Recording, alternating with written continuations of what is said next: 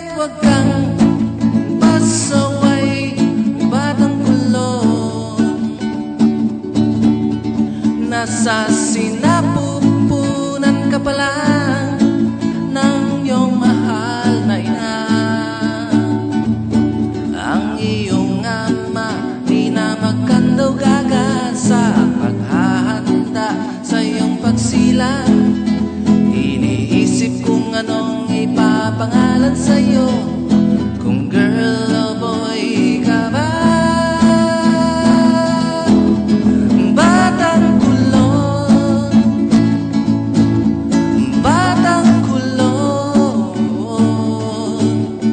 batang kulong, batang kulong.